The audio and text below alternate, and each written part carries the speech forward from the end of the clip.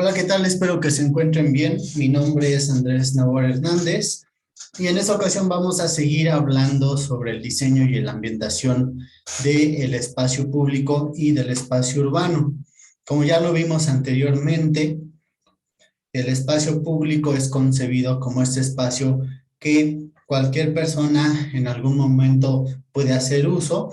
Incluso no, hay situaciones en las que áreas privadas pueden tener una detonación o una connotación pública por encontrarse en alguna institución, algún servicio de oficinas, etcétera. Y vamos a entender también como espacio público las calles, las aceras, los parques, donde podemos realizar diferentes actividades. Y también mencionamos que aunque existe el espacio público, en algunas ocasiones este no es habitable, es decir, el hecho de que exista una banqueta, un camellón, un andador, no quiere decir que sea habitable, es decir, que cuente con la infraestructura necesaria, con el equipamiento, con el mobiliario, con la iluminación adecuada para que este sea funcional. En ocasiones vemos algunos remanentes viales, algunos remanentes urbanos, que si bien son públicos, no cuentan con el mobiliario o se han vuelto un basurero o se encuentran muy oscuros en las noches y por lo tanto realmente no son espacios que la ciudadanía en general pueda aprovechar. Entonces, hoy vamos a hablar del mobiliario, el mobiliario urbano y cómo lo entendemos y cómo se clasifica. Y que dependiendo del giro o el uso del espacio que tengamos, el mobiliario tiene una función muy importante. Como tal, la ciudad, el espacio público, no se puede en algún momento entender sin el espacio público. Entonces, la ciudad como tal la entendemos como un entorno público en el cual por medio de sus calles, de sus vialidades, de sus parques, van a fungir como elemento transitorio en el cual cualquier persona puede circular sin ningún inconveniente y los cuales se deben de optimizar para mejorar en este caso esta actividad que es el circular por los diferentes espacios. Entonces, cuando hablamos de mobiliario, vamos a entender dos conceptos. Por una parte, el concepto de mueble, que son aquellas susceptibles de poder ser trasladadas de un sitio a otro y que en algún momento forman una estructura propia, que no están adosadas o no se encuentran fijas a otro tipo de estructuras. Un inmueble como tal son elementos fijos en un lugar determinado, en un terreno, en algún momento podemos interpretarlo como una edificación o como un elemento de carácter inamovible. Sin embargo, el mobiliario público, independientemente de tener esta característica utilitaria, en el caso de los espacios públicos, el mueble debe de ser fijo generalmente para evitar el daño, para evitar que se lo roben, para evitar que lo maltraten o que le den un mal uso. El mobiliario urbano como tal van a ser todos estos muebles que conforman el equipamiento. Los llamamos en este caso como muebles y se encuentran dentro de los espacios públicos o semipúblicos. Generalmente se van a encontrar al exterior y como tal, aunque son muebles, la mayoría se van a encontrar fijos y muchos van a tener una función. En algunos casos, dependiendo de la función específica del entorno, es decir, del parque o del espacio público, el mobiliario puede tener una sola función o múltiples funciones y se puede categorizar de diferentes maneras. La función del mueble urbano en este caso va a permitir al usuario, en este caso a los peatones que se encuentran circulando, una experiencia cómoda y confortable dentro de lo que es el vivir o el habitar los exteriores, el habitar las calles. Hay zonas en las cuales tenemos calles con señalización, con buen alumbrado, con mobiliario incluso para descansar entre mis recorridos, y hay calles que simplemente no cuentan con la infraestructura, están pavimentadas, pero tienen muchos desniveles, las banquetas tienen rampas, están muy reducidas, etcétera. Entonces, ¿de qué manera nosotros podemos generar espacios realmente habitables, principalmente para los peatones? Entonces, el mobiliario urbano va a contribuir en gran medida a la calidad de vida que nosotros tenemos en el espacio exterior, en los espacios públicos, y el mobiliario va a ser determinante de las actividades que se realicen, desde colocar una banca en la cual yo simplemente me puedo sentar, o que esa banca en algún momento se vuelva un elemento escultórico y que aparte en la noche, a lo mejor por medio de la iluminación, realce la parte estética del espacio. O diferentes, por ejemplo, aquí vemos estas piedras que en algún momento surgen como un volumen escultórico y que de alguna manera tienen una función para yo poder en algún momento descansar. Entonces, vamos a ir generando o conociendo los muebles urbanos en cuanto a su funcionalidad, en cuanto a sus jerarquías, ya que el mobiliario urbano, a diferencia de un mobiliario para interiores que se enfoca principalmente al confort, una banca, una silla, una mesa, el mobiliario urbano tiene que adaptarse a todas las actividades que se generan en el exterior. Tenemos desde botes de basura, alumbrados, aparcaderos para bicicletas, volardos, señalizaciones.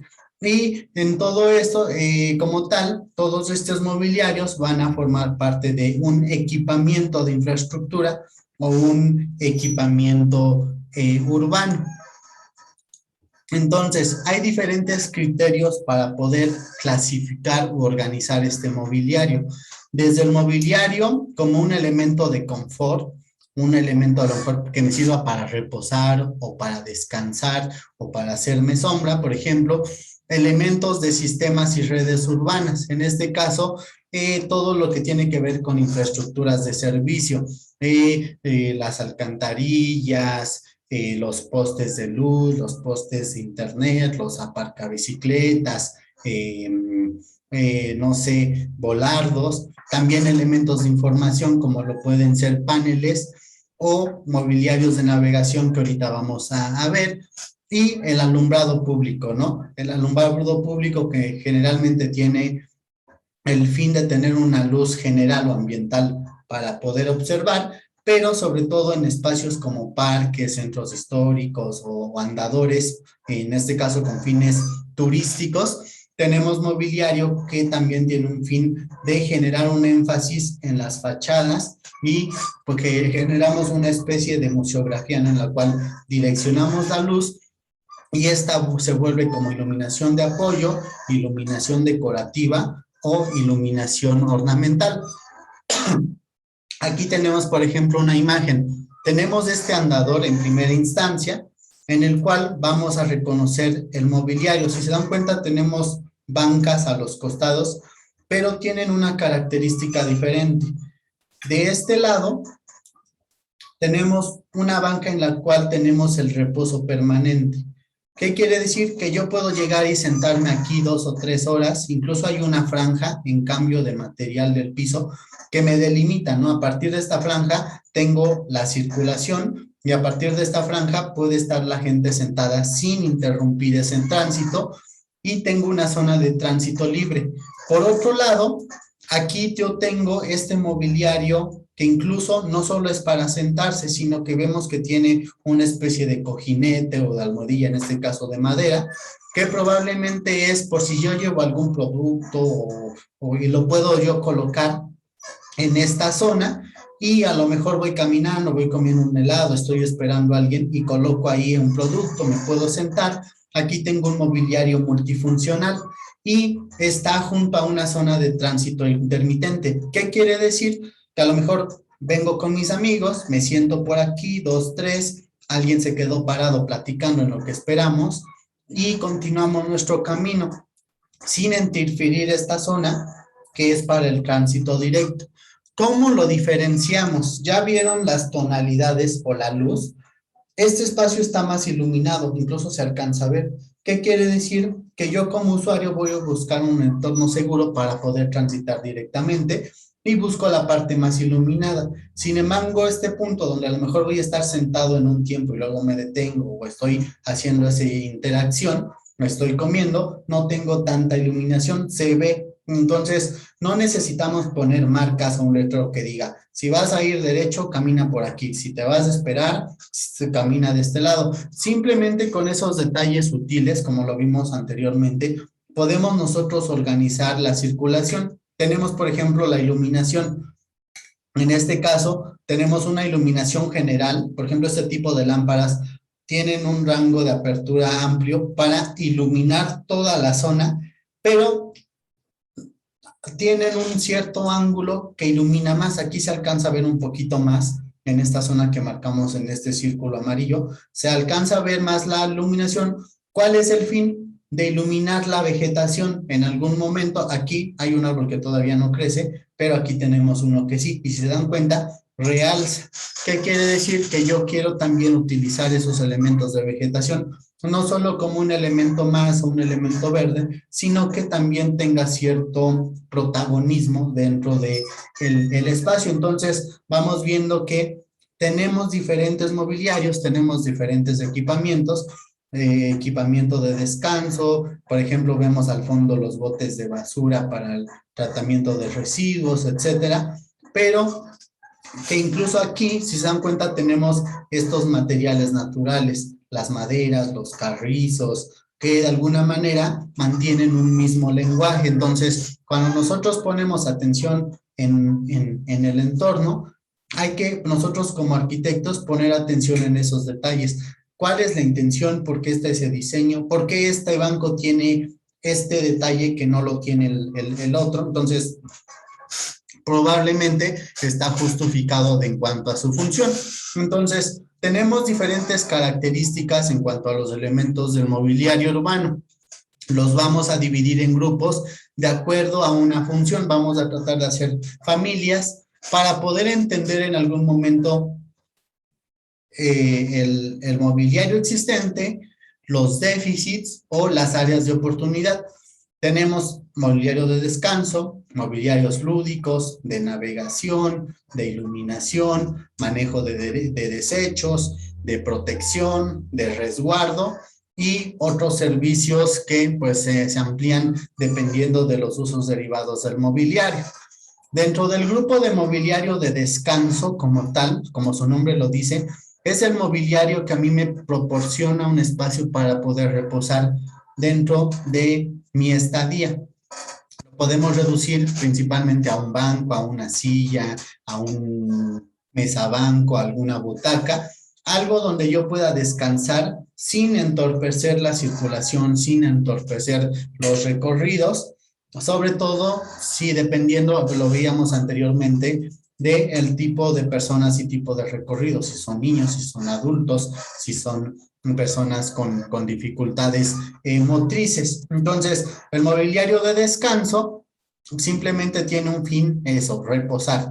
Vemos que en algunas ocasiones podemos generar una opción de uso. Aquí tengo una silla, pero que también se puede utilizar como mesa de trabajo. Aquí tengo un lugar ganado a un estacionamiento que también nos ayuda a ampliar la zona de las banquetas. Y este espacio que tenemos por aquí, este mobiliario que se adapta, es ergonómico, por ejemplo, me ofrece múltiples funciones. Puedo estar sentado, como lo vemos en la imagen, podemos estar acostado, pero también se adapta a rangos de edades. Un niño puede sentarse en este lado y un adulto puede sentarse en el otro extremo. Entonces, dependiendo de la intención, vamos a poder generar diferentes opciones en cuanto al mobiliario de descanso, pero su fin es ese, el tener un espacio donde yo pueda reposar. Aquí tengo, por ejemplo, este tipo de mobiliario que en algún momento se convierte en algunas gradas para algún anfiteatro y que aparte se encuentra cubierto, me está resguardando a mí. Entonces, el objetivo de este mobiliario de descanso es poder hacer una pausa sin entorpecer todo el entorno y las actividades que se están desarrollando en el contexto próximo. El mobiliario lúdico, como mobiliario lúdico vamos a entender no solo juegos infantiles, porque muchas veces pensamos el mobiliario lúdico recreativo para niños, ¿no? En el caso del mobiliario lúdico, lo que hace es ofrecer un servicio de entretenimiento extra a la función propia del mobiliario. Puede ser un mobiliario de navegación, de reposo, de resguardo, pero que nos permite interactuar con esto. Lo más común es tener, por ejemplo, una mesita con un tablero de ajedrez o con algún juego para ser, en este caso, manipulado por los usuarios, pero podemos irnos más allá. Por ejemplo, aquí tenemos una parada de autobús que por una parte tiene una zona de resguardo que me protege, está en una zona escolar tal vez, vemos los usuarios que son niños, entonces tenemos esta parte didáctica en la cual yo reconozco, aparte de que sé que es una parada de autobús, porque propiamente la parada dice autobús, y me permite a mí estar ahí interactuando con ese mobiliario. Aquí en este caso tenemos más específico, es un mobiliario modular que yo lo puedo desarmar, puedo utilizarlo como banca, como mesita, lo puedo estar manipulando, e incluso no necesariamente para que me siente, sino para que llegando me entretenga y esté aquí haciendo algunas actividades. Entonces, este mobiliario lúdico, por ejemplo, aquí tengo un mobiliario de reposo, pero que a su vez me oferta también la parte interactiva con el usuario. Entonces, poco a poco podemos ir generando mezclas conceptuales e incluso si esta en la noche a lo mejor le ponemos alguna iluminación llamativa, se convierte en algo escultórico que de alguna manera va a ir transformándose tanto en el uso como en la parte estética a lo largo del día. Aquí vemos unos que son de los más comunes en los cuales generalmente pensamos que el mobiliario lúdico es para niños, pero pues en este caso hablamos de la interacción que se puede generar con este tipo de mobiliarios. Mobiliario de navegación, yo creo que todos los hemos visto. Estos son los elementos que de alguna manera aportan las señalizaciones, puede ser letreros, puede ser mapas, pueden ser estos periódicos donde nos colocan incluso zonas comerciales donde nos encontramos y que nos indican dónde estamos y hacia dónde hay que dirigirnos, el nombre de las calles, algunas restricciones, límites de velocidad, etcétera, para poder en algún momento ir generando un tránsito mucho más amigable en los espacios.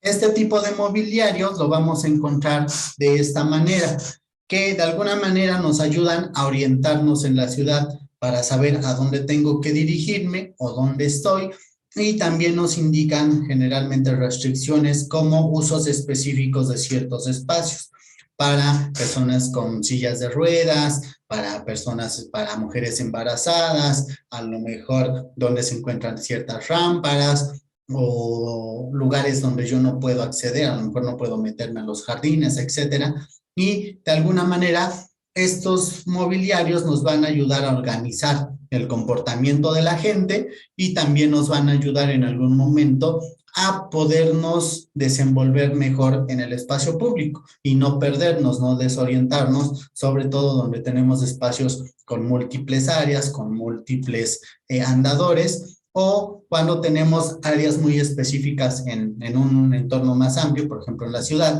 me indica, ¿no? El museo tal o el Zócalo se encuentra a tantas calles y de alguna manera nos ayudan a mejorar la experiencia estando en el exterior. Cuando generamos los mobiliarios en cuanto a los mobiliarios de navegación, en algún momento podemos tener muebles agrupados que de alguna manera nos van a ayudar a contener y a confinar, ¿no? Ciertas actividades, más que ser dedicados al confort o a la navegación, nos ayudan a contener. En este caso tenemos los volardos, los guardabotones, o en este caso, que tienen múltiples funciones. Por una parte, confinan. Yo sé que hasta aquí es el límite para los de la bici o para los peatones o para los autos, pero podemos conjugarlo. En algún momento estos tienen, pues se pueden volver también elementos informativos de navegación porque me indican por dónde tengo que caminar, por dónde sí, por dónde no. Y también hoy en día muchos de estos cuentan con iluminación, también forman parte de la iluminación ambiental o decorativa. Entonces, cuando hablamos también de la iluminación, vamos a ver que su función principal es generar una luz ambiental para tener un entorno seguro, pero que también en algún momento podemos utilizar iluminación para enfatizar el detalle del mobiliario, la forma o los volúmenes de estos, la vegetación, poner colores. Y, por ejemplo, aquí vemos por una parte la iluminación, tenemos este puente, tenemos en este caso un mobiliario que de alguna manera nos confina para indicarnos que tenemos que caminar en la parte central de esta estructura. O aquí en esta imagen más específico, ahí tengo luz ambiental que de alguna manera me indica por dónde debo de transitar y una luz ornamental. En este caso, esta luz ornamental lo que hace es enfatizar los cambios de niveles en la huella o en el peralte para evitar algún accidente. Si se dan cuenta, aquí se ven una zona más clara. Se alcanza a ver, entonces, esa zona clara me indica a mí por dónde yo debo de ir recorriendo, independientemente de que tengo todo ese espacio, hay una zona más clara que yo identifico como una zona segura y por donde generalmente yo voy a transitar en algún momento. Entonces, les decía, estos elementos de confinación o confinamiento, perdón, que si se le añade luz en la noche se puede transformar y darle otras características a nuestro espacio. Aquí yo tengo un mobiliario que se vuelve a la parte una estela y que incluso en esta zona donde tengo estas lámparas, probablemente puedo poner un spot publicitario o alguna dirección, alguna indicación. Entonces, tengo un mobiliario que incluso se vuelve un tanto lúdico y que conforma también parte de este mobiliario de navegación. Podemos ir conjugando todos estos conceptos. Tengo una iluminación general que me sirve para mí yo entender mi contexto y aparte también estos detalles le dan un toque hasta escultórico y recreativo al mismo mobiliario. Lo mismo en esta zona que tenemos por aquí. Tengo esa parte escultórica que genera la luz difusa o el difusor, pero en la parte baja, incluso esos postes me determinan, ¿no? Cómo yo debo de ir generando ese recorrido mientras voy transitando por este espacio. Manejo de desechos, básicamente recaen los botes de basura que en algún momento, dependiendo de su diseño, pueden tener mayor o menor capacidad, que nos ayudan a separar residuos por orgánicos, por inorgánicos, por metálicos, por plásticos, dependiendo de cómo se genera la organización y la clasificación de los materiales. Algunos son más simples, como el que está aquí, algunos tienen ya una característica de diseño que se adapta específicamente al diseño de una idea, de una tendencia específica, pero su fin es poder manejar los residuos y los desechos. Resguardo temporal.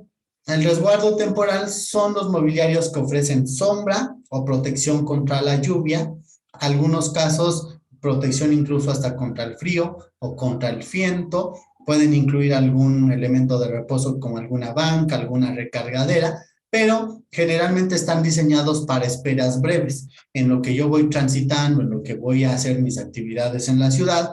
En algún momento puede empezar a llover, puede hacer mucho viento o puede hacer demasiado sol y siempre necesitamos puntos donde podernos resguardar.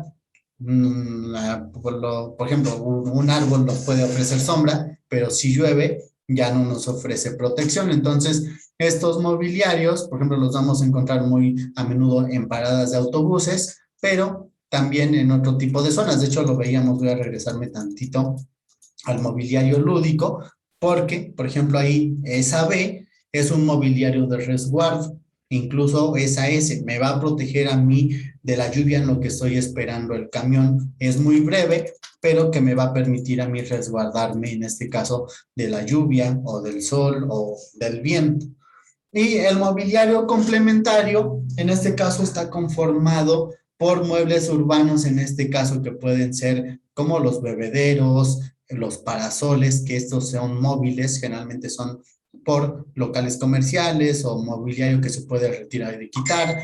El maceteros, en algún momento tenemos también, por ejemplo, un parquímetro, un kiosco, también estas rejillas para poder garantizar la absorción de la lluvia, etcétera. Son mobiliarios que son complementarios y que pueden tener, dependiendo de cómo se utilice, una clasificación. Yo puedo poner una serie de macetas que me ayudan a confinar y a dirigir el tránsito por un punto en específico. O puedo poner estos parasoles que en algún momento pueden fungir como resguardo, pero como son tan efímeros que yo los coloco y los puedo quitar, a menos que sea una estructura fija como tal, ya se categorizaría como equipamiento de resguardo, pero al ser móvil, como que son más efímeros. Entonces, cuando nosotros vamos conociendo el mobiliario urbano y en este caso el uso que se le va a dar